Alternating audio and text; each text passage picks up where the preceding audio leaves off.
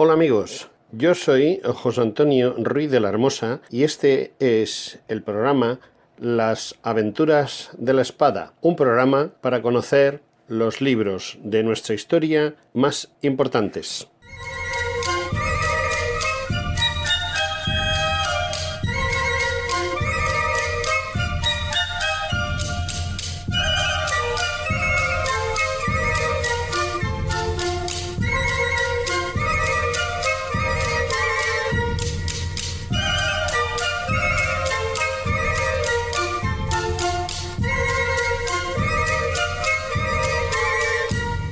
Hola amigos, nuevamente con vosotros en un programa dedicado a los libros de la historia de nuestro país. Y hoy tenemos con nosotros un libro polémico.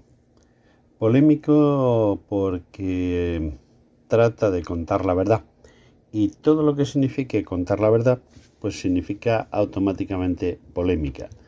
Porque estamos en el país de las medias verdades, de las mentiras. Estamos en el país donde gobierna el partido político que más miente y que mejor engaña a quien le vota. O quien mejor engaña a otros partidos políticos para que apoyen su actividad y su actitud. Y bueno, pues el libro de hoy se llama ETA, ni olvido ni perdón, y su autor es Jesús Longueira. Jesús es una persona que ha sido miembro de los cuerpos de seguridad del Estado, concretamente de la Policía Nacional.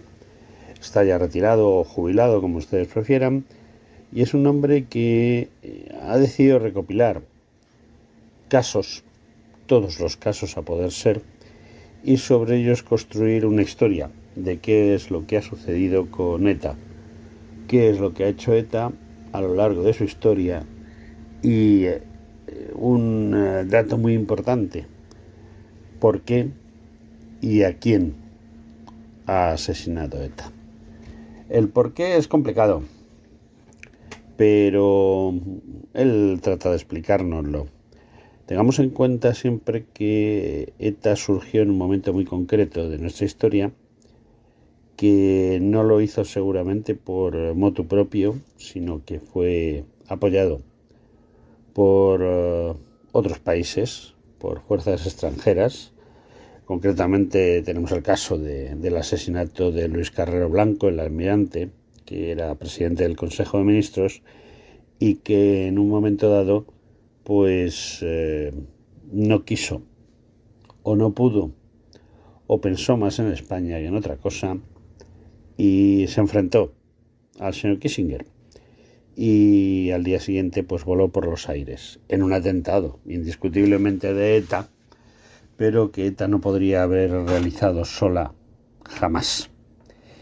Y como eso pues tenemos muchísimas otras muestras de las que podemos hablar.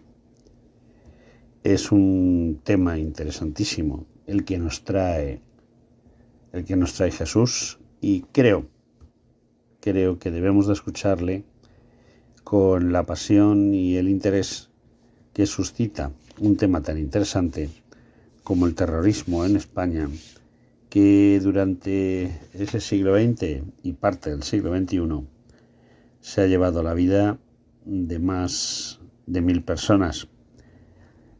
Y decimos de más de 1000 personas porque algunos casos, como él mismo cuenta en su libro, no está nada claro, o no se le ha adjudicado a nadie, o ni siquiera han sido considerados como atentados oficialmente, pero digamos que se ve claramente que lo son. Pero bueno, en vez de que yo les siga hablando, creo que es mucho más interesante que hablemos con Jesús Longueira.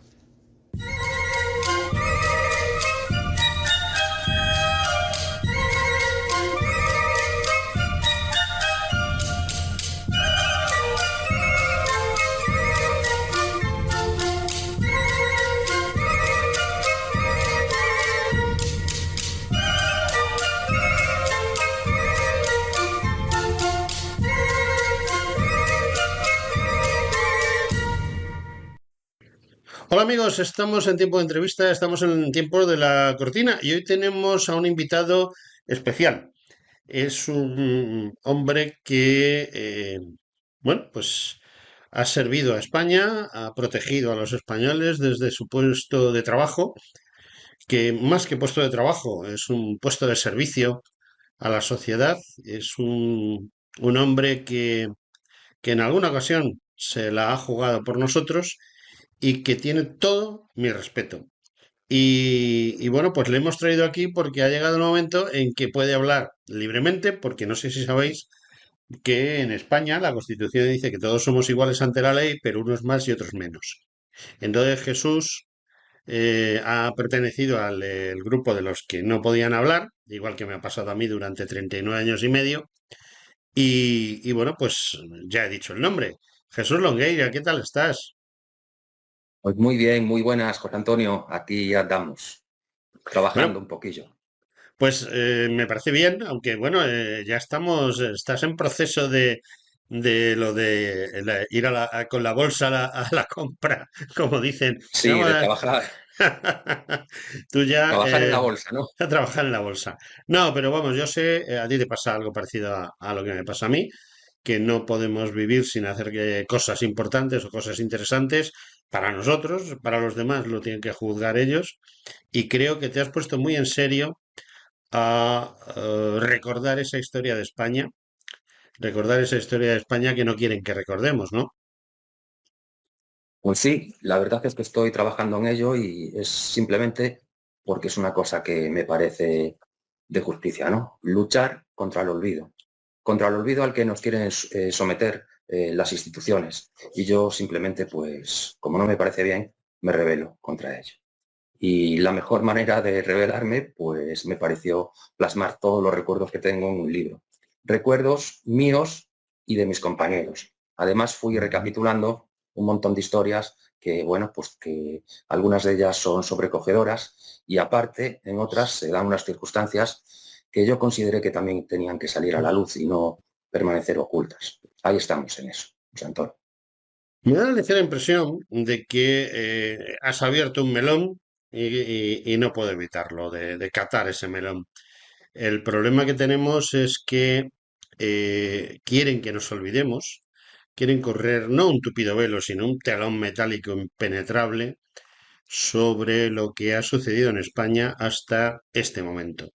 Ese tratar de llevarnos a ese globalismo maravilloso en el cual resulta que quien se ha estado aprovechando de la situación, ha estado viviendo de la situación, y cuando hablo de situación digo del dolor, del esfuerzo, del trabajo y de la vida de los demás, resulta que lo que han estado viviendo de ese cuento, pues son ahora pues unos demócratas de toda la vida y lo han hecho por nuestro bien. Y como dijo cierto individuo que ocupaba un cargo político del Partido Socialista y precisamente en Madrid, que había que agradecerles, ¿no? A esta gente que ha vivido de la extorsión, del miedo y del asesinato, pues resulta que les tenemos que agradecer que vivamos en una democracia que cada día es menos demócrata. Precisamente en estas semanas de verano estoy sacando entrevistas con gente como Carlos Astiz, por ejemplo, o similares, en las cuales ponemos negro sobre blanco en estos temas. Y creo que Jesús Longueira es la persona más adecuada. Jesús, ¿cómo se llama ese libro que tú has puesto a disposición de los ciudadanos españoles? ¿Cómo se llama? Luego voy a poner la carátula y haré una crítica de él. Creo que se merece una buena crítica y la haremos. ¿Cómo se llama el libro y cómo lo pueden obtener? Bueno, pues el libro se llama ETA, ni olvido ni perdón. No me Ujú, pareció encontrar un título más justo para ujú. todo esto. Sin más, se hace un homenaje a todas las víctimas y también a una parte de la que muchas veces quizás sometemos un poco más al olvido, ¿no? Y estoy hablando de los cientos de heridos y decenas de mutilados, ¿no? Que todavía siguen entre nosotros. También hablo de aquella viuda que no logra rehacer su vida y aquel padre que coge a su hijo en los brazos y se le cae en pedazos. Me explico, ¿no? Todo eso lo plasmo en el libro, pero el libro tiene un subtítulo que se llama En una sociedad que premia a los verdugos y castiga a las víctimas. Y con eso me refiero también a que precisamente son los verdugos los que están en las instituciones, de lo que hablabas tú hace un momento, ¿no? Y así, pues nos hemos acostumbrado a ver a Josu Tornera en la Comisión de Derechos Humanos del País Vasco. Y aquí también quiero comentar, ¿no? Quiero rememorar aquella foto en la que el propio Josu Tornera aparecía justo como compañero de escaño con Iñaki de Juan H. Sin más, no, creo que este es el resumen que se puede hacer de toda esta situación que hemos vivido y que estamos viviendo. Aparte, ya no es que estén presentes en las instituciones, es que si te das cuenta, manejan la vía política, porque es una minoría que está mandando sobre los demás. Pero unos asesinos, no nos olvidemos, ¿no? Que, bueno, pues sin ir más lejos, es Bildu quien ahora está en el gobierno. Me explico. Y es que yo ya no puedo decir nada más sobre esto. Es que simplemente ver ese nombre, ¿no? Bildu, ahora se llama Bildu, pero en el pasado fue Euskal Herritarrok, Herri Batasuna, etcétera, etcétera, etcétera. Pero es el mismo logo con distinto disfraz. Vamos, me Sí, explico, ¿no? es un disfraz como otro cualquiera. Yo personalmente entiendo, lo he escrito varias veces y lo he comentado con gente, y gente me lo ha comentado a mí en las entrevistas, ¿no? ETA y todos estos nombres que la tratan de blanquear, porque es lo que tratan de hacer con estos nombres, aunque lo consiguen con la gente desinformada, pero no con la gente que hemos vivido esas situaciones, hemos vivido los años de plomo y los años anteriores a los años de plomo.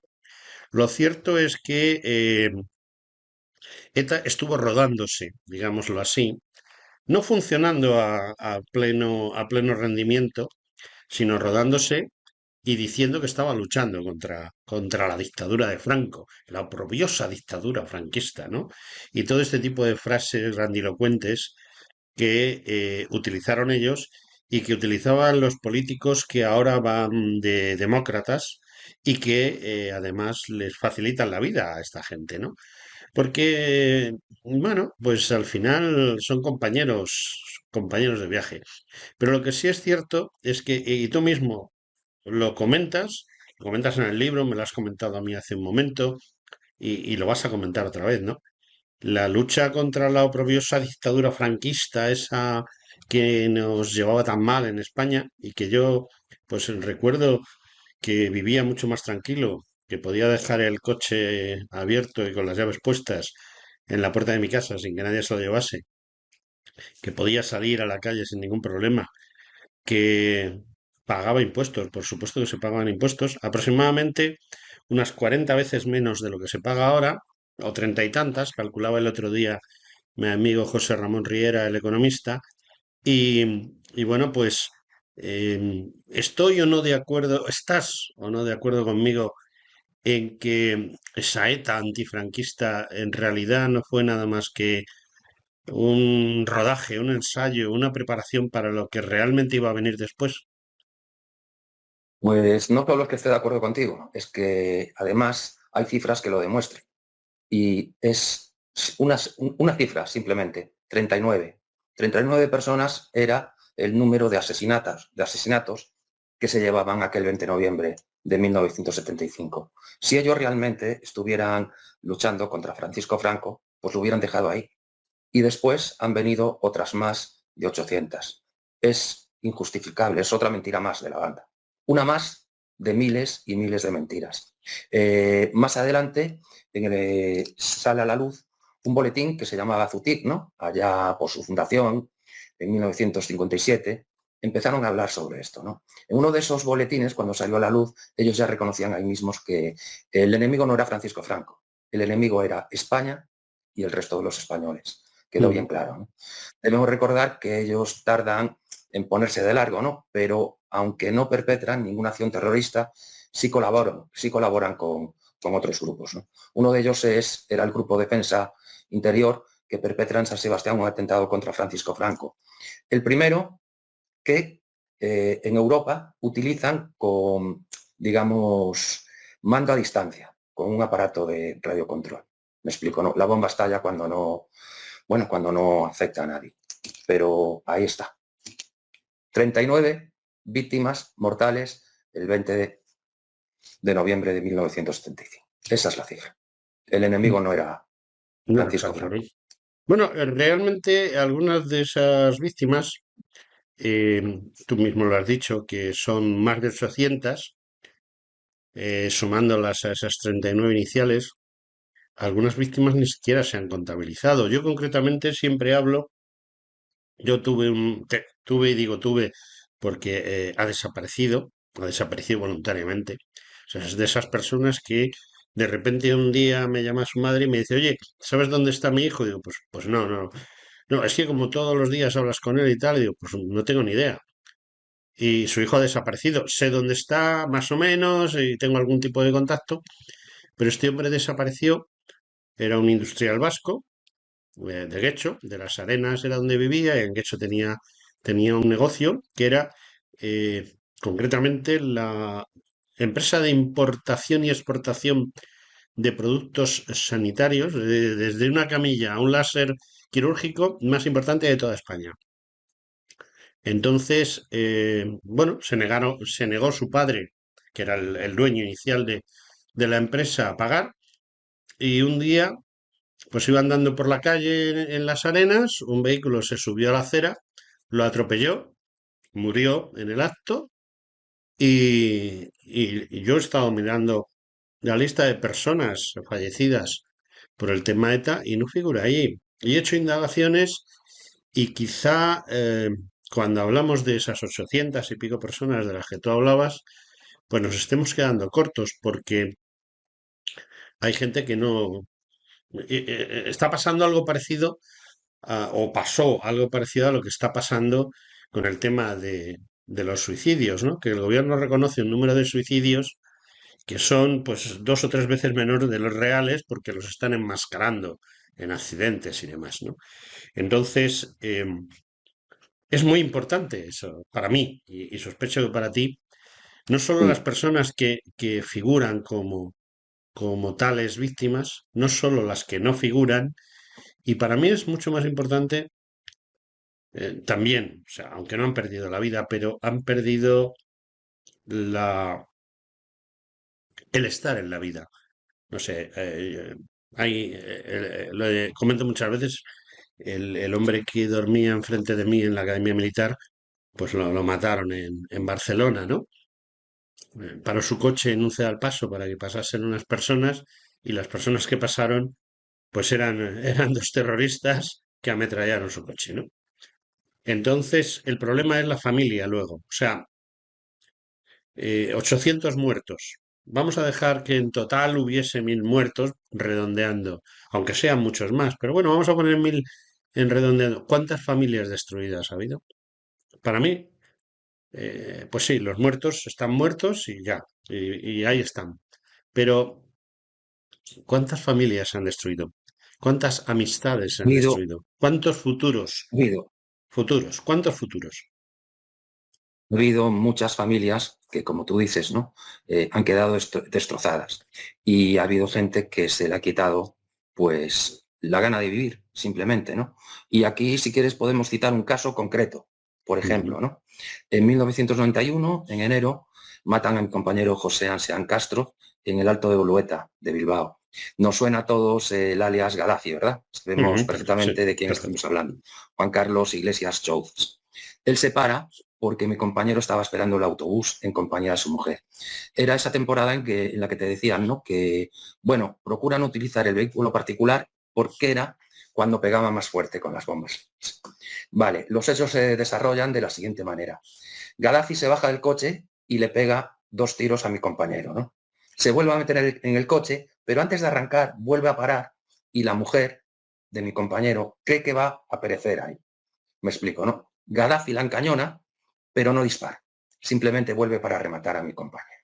Bien, este caso es uno de los pocos que tiene las condenas esclarecidas al 100%. No se sabe quiénes fueron los autores. Omito aquí el tema intelectual, que eso es harina de otro costal.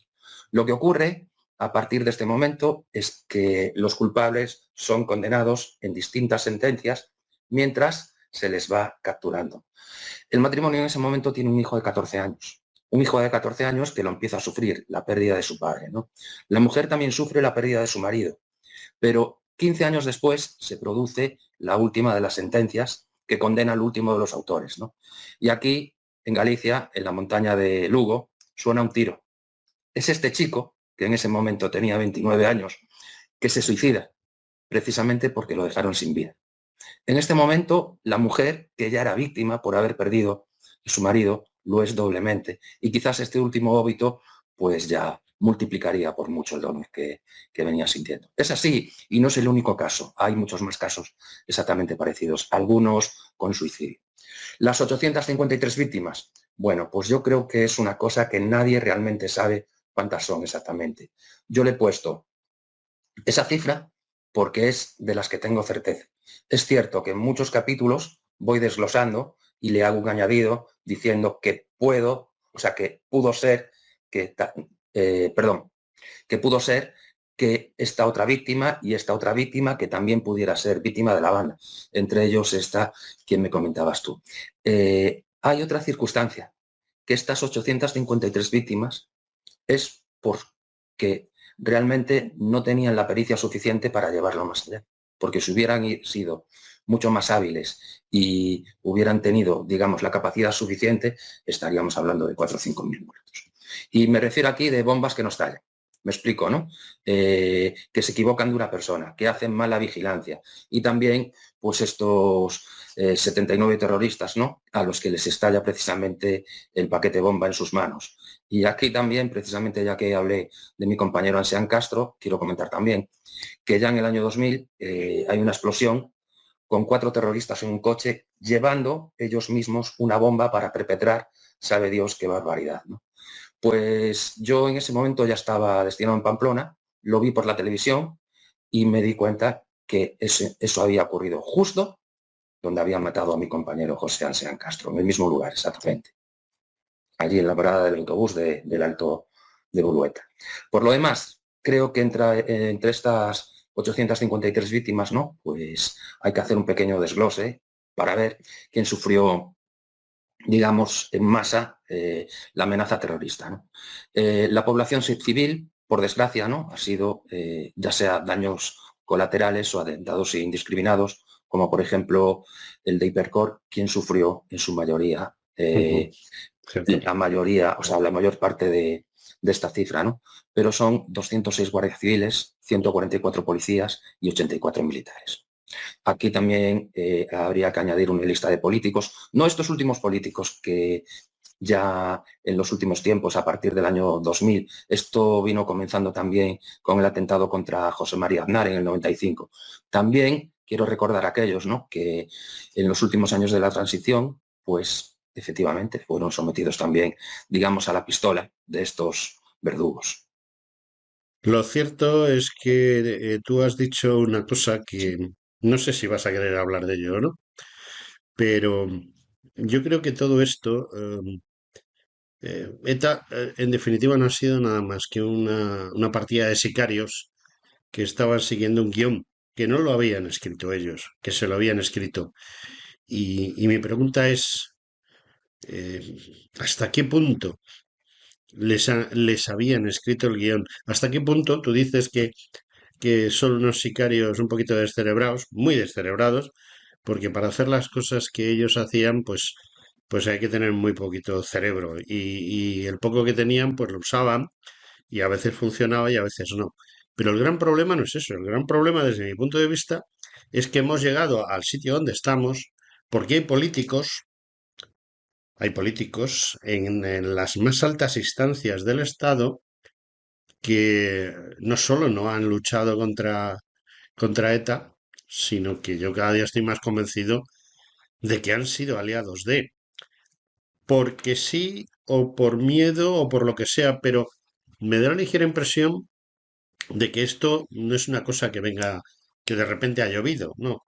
Aquí había un plan organizado desde antes de la muerte de Franco, indiscutiblemente, para llevar al país a una determinada situación, porque los políticos de verdad no planifican para ellos, sino para quien les va a suceder, y planifican a 20, 30, 40, 50 años vista, y es con lo que nos encontramos. Autores intelectuales. ¿Tú crees que hay unos autores intelectuales muy concretos? ¿Se puede decir sin faltar a la verdad y sin pillarnos los dedos tampoco? Muy importante, ¿no? Hoy en día tienes que hablar con mucho cuidado para no pillarte los dedos. Autores Pero intelectuales. sí, es que sí que los, es que sí que los hay y todos sabemos quiénes son. A mí, en este caso, pues me gustaría responder también a esto citando un caso concreto, que me parece que es lo que mejor podemos hacer, ¿no? Es el caso del asesinato de la fiscal Carmen Tagle, ¿no? Ujú. Carmen Tagle formaba parte de una comisión rogatoria en el que también, o sea, en la que también se encontraba el juez Baltasar Garzón y se Oh, desplazan al sur de Francia para interrogar a Josu Ternera, ¿no? Sobre una de las, bueno, sobre varios asesinatos de Lorena, ¿no? En los que estaba imputado. Hay un momento del interrogatorio en el que la fiscal le pregunta si asesinar niños forma parte de la estrategia de la banda, ¿no? En este momento, Josu Ternera pone cara de desprecio y ni se molesta en contestar. Simplemente dice, bueno, pronuncia una palabra, ¿no? Que no quiero reproducir y tal. En ese momento a la juez se le escapa, valiente hijo de puta. Y a partir de ahí, el fiscal vivió pocos meses. Con lo cual, la o sea, autoría intelectual está claro que queda demostrada, ¿no? Cuando es precisamente desde el interior de las prisiones, desde donde se dan las órdenes de contra quién tienen que actuar. También es cierto, ¿no?, que la dirección de la banda en otras ocasiones daba órdenes como estas. Necesitamos un muerto antes de tal día. Y aquí se producen muchos casos en el que incluso se llegan a equivocar de víctima, ¿no? Y aquí quiero citar a ese administrativo de una empresa que se parecía mucho a un policía que era su vecino y cae con varios tiros en la nuca, ¿no? Es que es así, es así. Otras veces aquí tenemos que dejar claro, ¿no? Siempre hay que referirse al asesinato de Miguel Ángel Blanco y todos ujú. tenemos claro quiénes dieron las órdenes, ¿no? Que en este asesinato participa Chapote, ¿no? Javier Sí. García Gaztelu, jefe después de la banda, y ahora mismo le quieren imputar también como autor intelectual de otros delitos. Yo realmente desconfío mucho de todo esto y ya que nos referimos a la figura de Josu Ternera, quiero recordar que Josu Ternera tenía cita aquí en España en este enero para responder como autor intelectual por diferentes delitos. Josu Ternera ya tiene 74 años. Desconfío que pueda sentarse en el banquillo. Y aunque hubiera lugar que se sentara, bueno, pues ya aparecerá oportunamente el premeditado problema de salud, ¿no?, que se presenta siempre cuando ocurre, bueno, esto. Y aquí queremos citar también a Letarra Bolinaga. Bolinaga es uno de los que participa en el secuestro de Ujú. Ortega Lara, me explico, ¿no? En la liberación es uno de los que, por supuesto que no colabora, ¿no? Y el plan que tenían era simplemente dejarlo morir de hambre, ¿no? Después de 532 días enterrado en vida. Bueno, una vez que liberan al funcionario de prisiones, aparece una pistola y con esa pistola se había matado también al guardia civil Mario Leal, Manuel Vaquero, ya en el año 85, ¿no?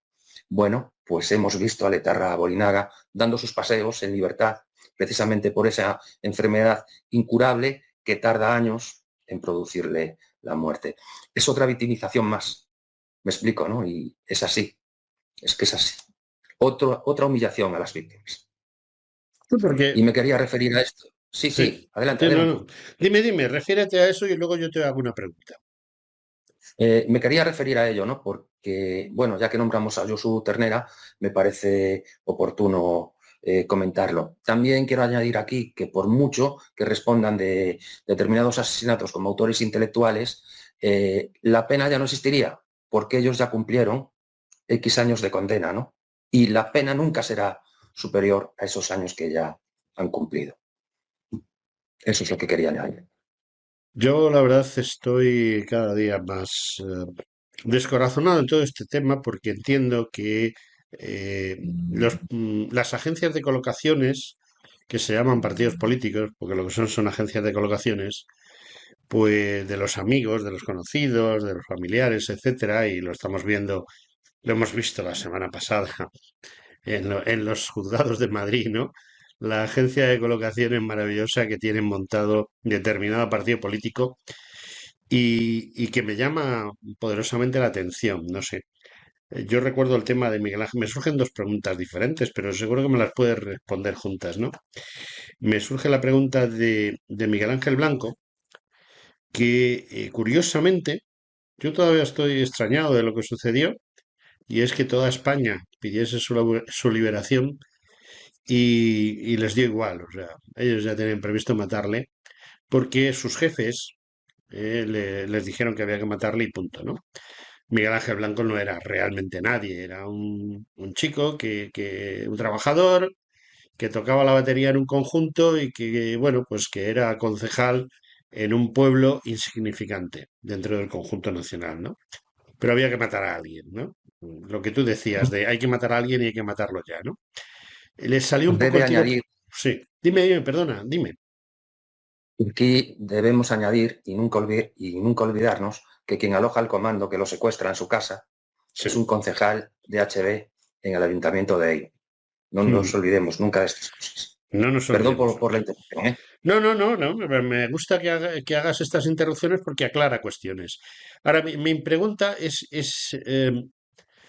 ¿qué pasa con Miguel Ángel Blanco? Esa unión de partidos maravillosos, del Partido Socialista, del Partido Popular, hasta el Partido de los Negocios Vascos, se apunta al carro, porque en ese momento interesa, ¿no?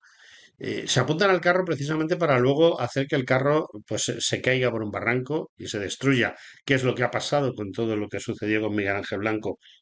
Pero lo que más poderosamente me llama la atención es que Pachi nadie, porque no es nadie. O sea, Pachi, que ha sido presidente de esto y que ahora es portavoz de su partido en las Cortes, Pachi nadie, porque no es nadie. O sea, es un tipo que ha falsificado hasta su currículum. Soy licenciado en no sé qué y no pasó del primer año de carrera, ¿no?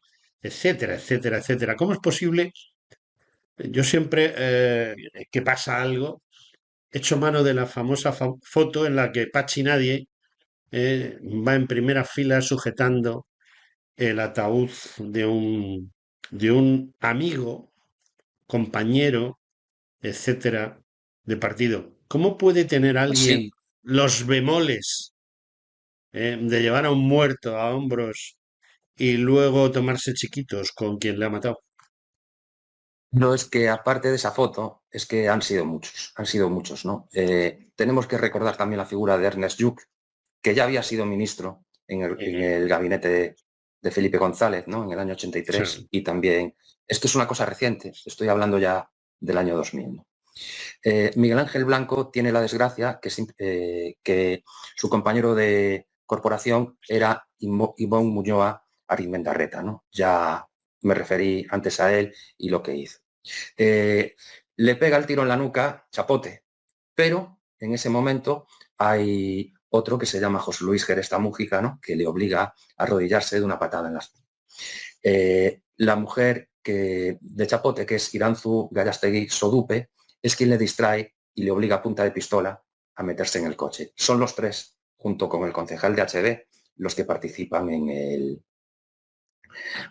secuestro y asesinato.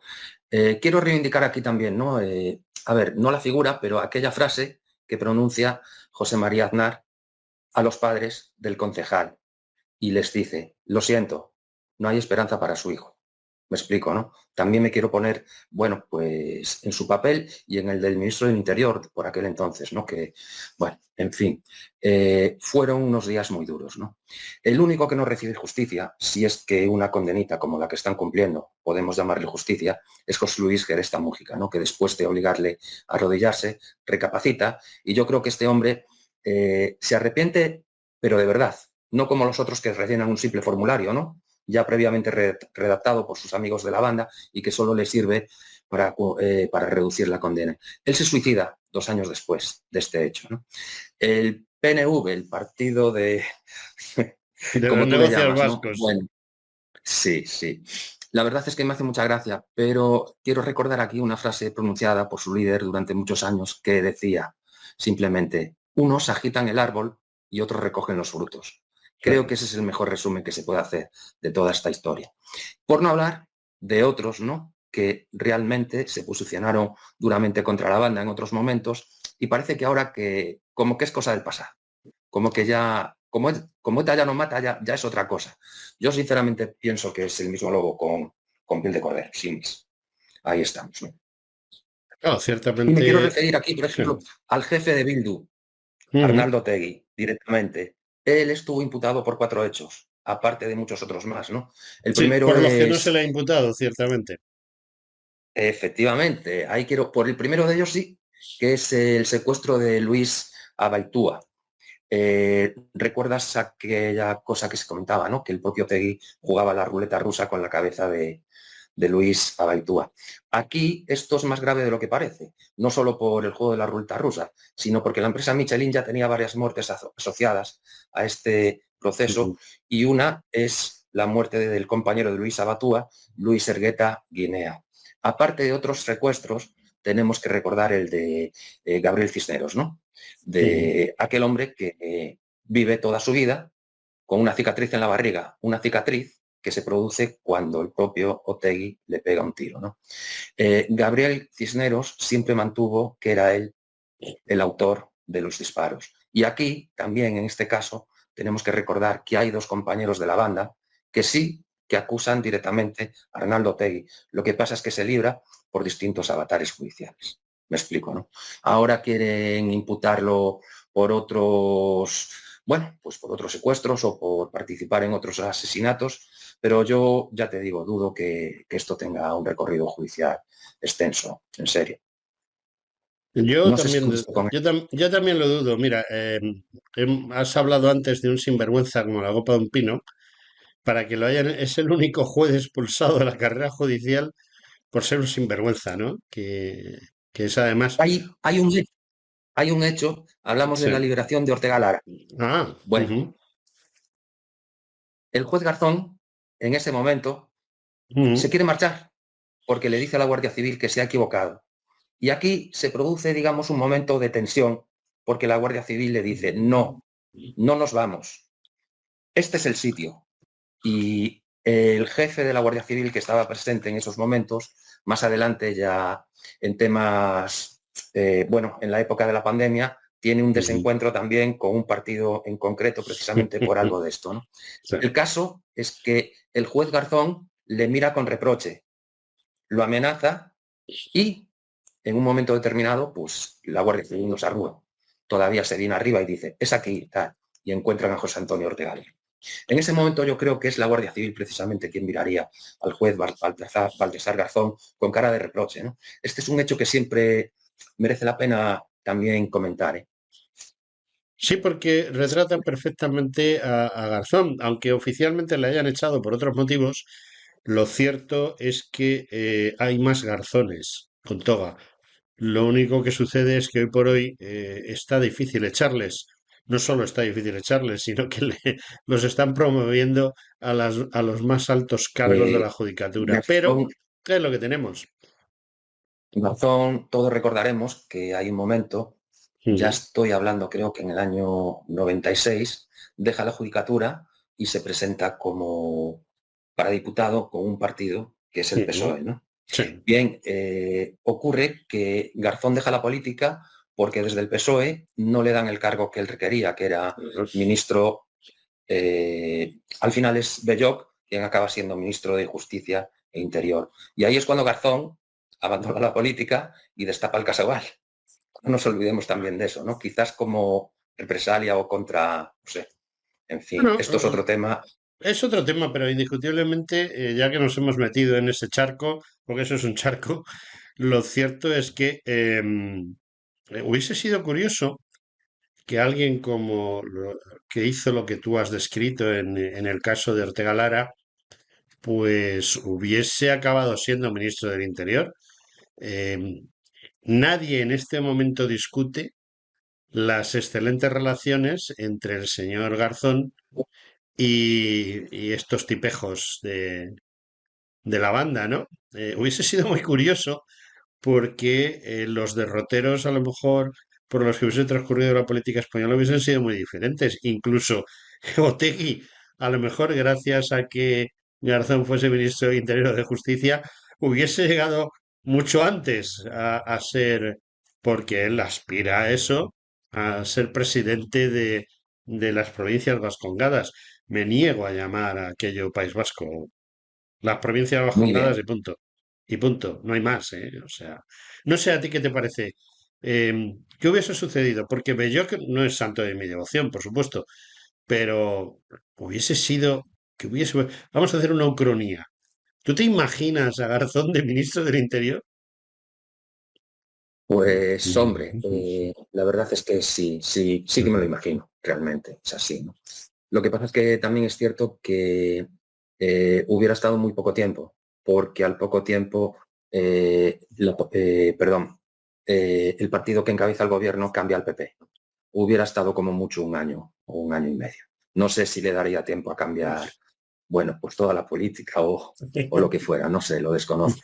Mira Ah, lo que y es. Antonio Asunción, Sí, precisamente también estaba en ese momento, sí señor.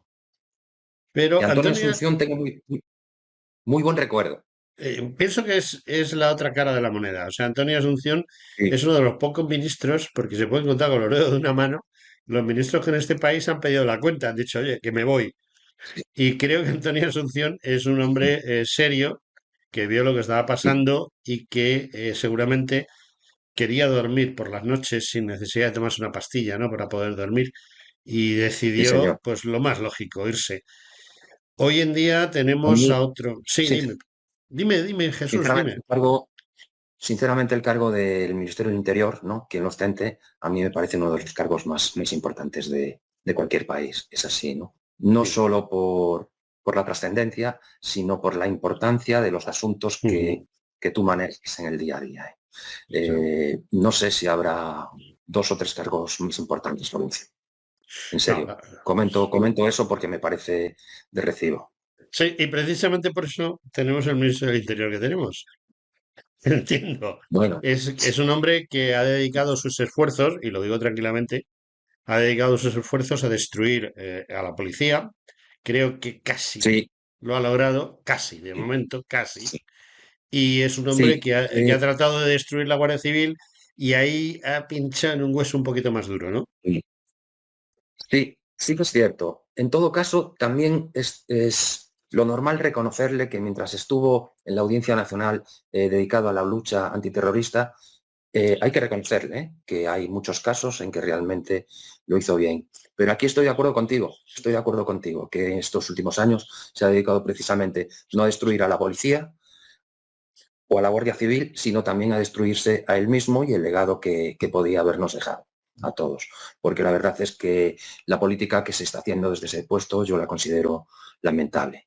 Y no sé, me gustaría que estuviera aquí un amigo bueno al que tengo, hombre, que te podría haber hablado de esto mucho más que yo. Se llama Agustín.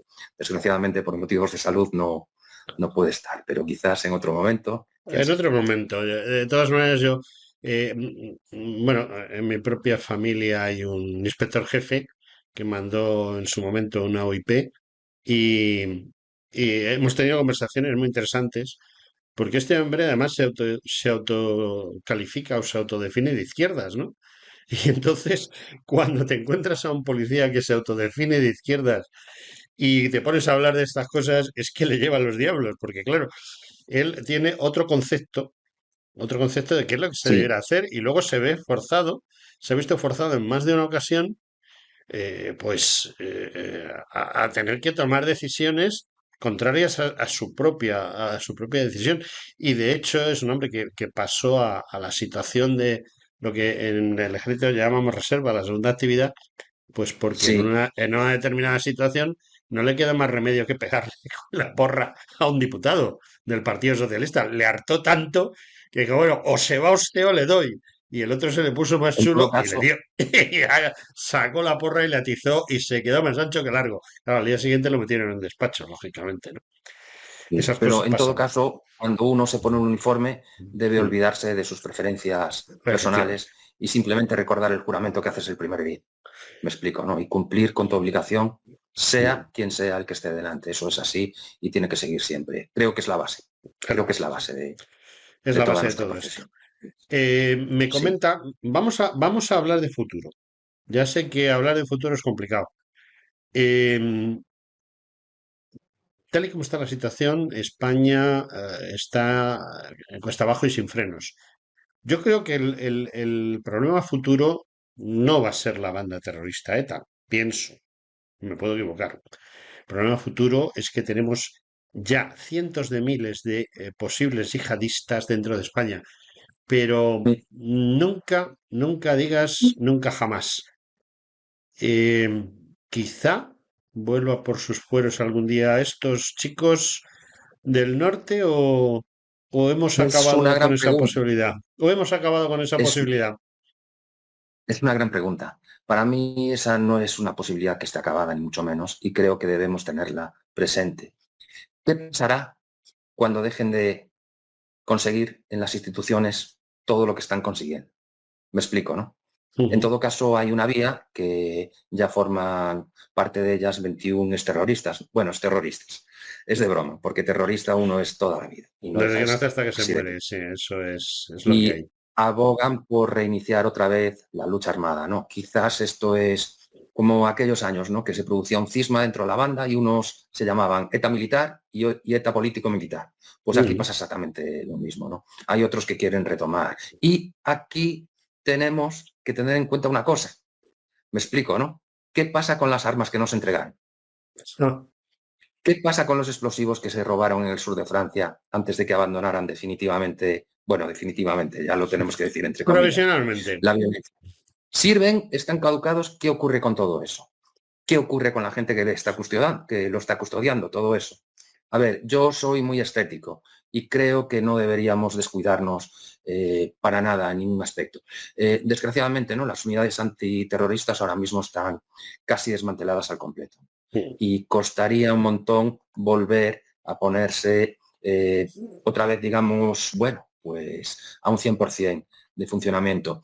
Quiero comentar una cosa que siempre me gusta referirme a ellos y es la tregua del verano del 98. Ahí en teoría se deja la violencia por parte de la banda, ¿no? Y se inician, bueno, las conversaciones ya para el cese definitivo. Bueno, esta tregua se rompe el 21 de enero ya del año 2000 en Madrid con el asesinato del coronel Blanco. Es un coche bomba y este coche bomba había sido robado 7 meses antes. Entonces, ¿de qué me estás hablando? ¿Que quieres dejar definitivamente la violencia y robas un coche con 7 meses de antelación en el fuerte de las conversaciones para cometer un crimen? Yo es que no me creo nada de la banda, nunca, nunca, nunca. Y aquí también tendremos que referirnos al gendarme Juan Serge Nerín, que es el último asesinato por la banda. No es un asesinato premeditado, ¿no? Se produce un robo de coches y él los intercepta y, bueno, pues en el transcurso del tiroteo llevaba un chaleco antibalas, pero él recibe un tiro en el hombro, en la base del brazo, y se le desvía hacia el tórax, ¿no? Reventándole el corazón. Pero ¿qué se quería conseguir teniendo esos coches en su poder? Si ya estás en conversaciones, digamos, para dejarlo. Es que esto es una cosa de las que no podemos decir sí al 100%, que lo dejan o no. Es que no, yo no me fío para nada de ellos. No sé, en fin. Desgraciadamente, bueno, pues esto es una de las cosas en la que saldremos de dudas con el simple paso del tiempo. Pero ya te comento que hay mucha gente que tiene este mismo pensamiento que yo. A ver, veremos a ver lo que sucede. Penúltima pregunta, porque nos estamos ya quedando sin tiempo. En las últimas elecciones francesas, las de hace unos días, no sé si has mirado los resultados, pero Sí, sí que han hay, sacado un hay un representante. diputado, hay un diputado de Bildu. Sí, sí, lo Eh, sé, lo sé. el karma vuelve, muchas veces el karma vuelve.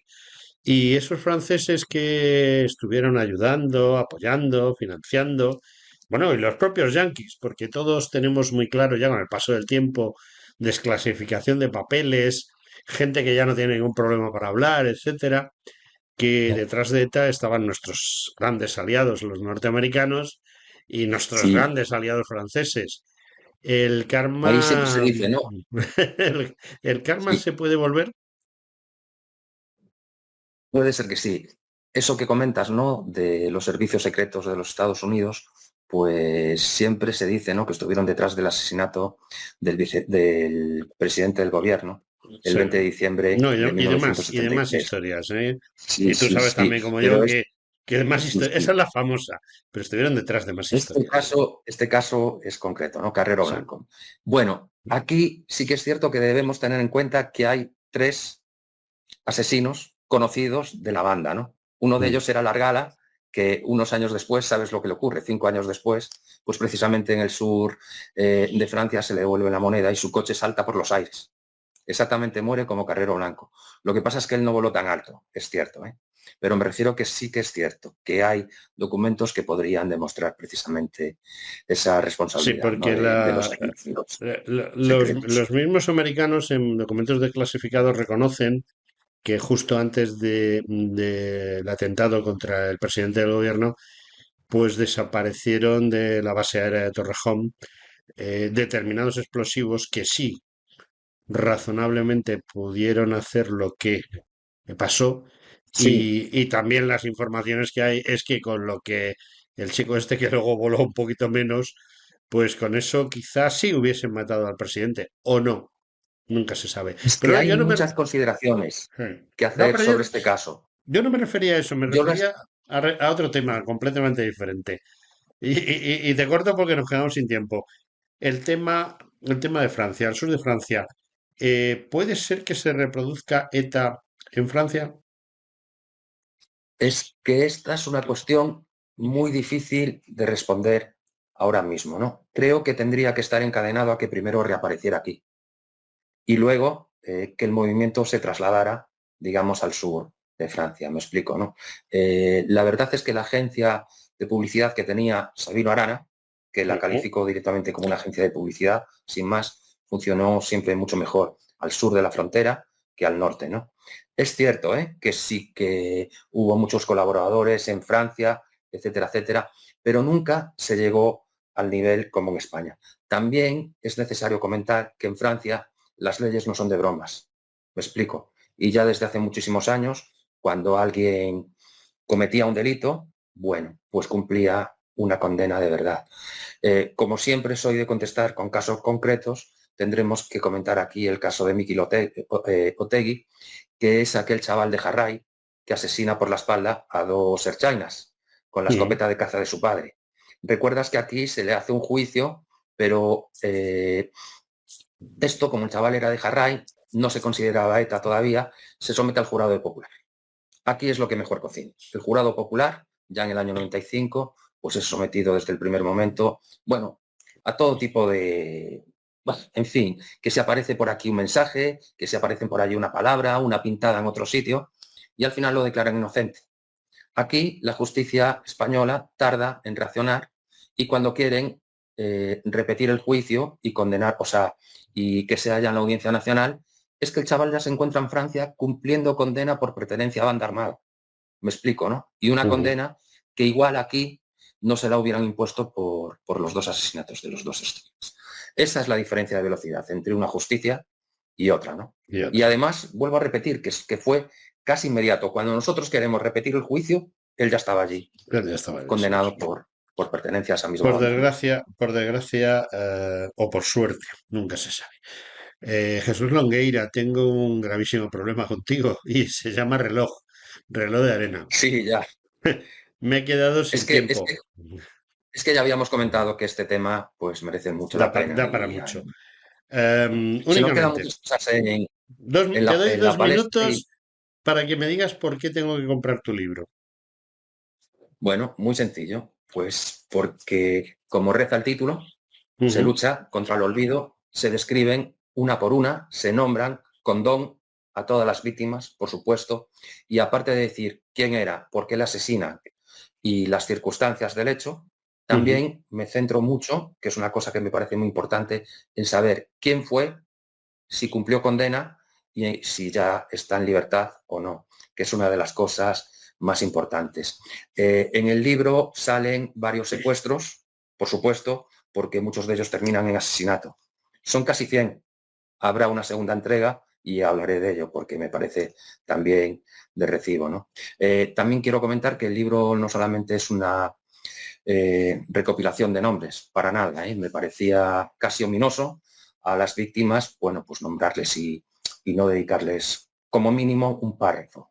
Ya dije, creo que al comienzo, que hay muchas circunstancias especiales y muchos casos que rozan lo inverosímil y lo increíble, y precisamente me centré en eso.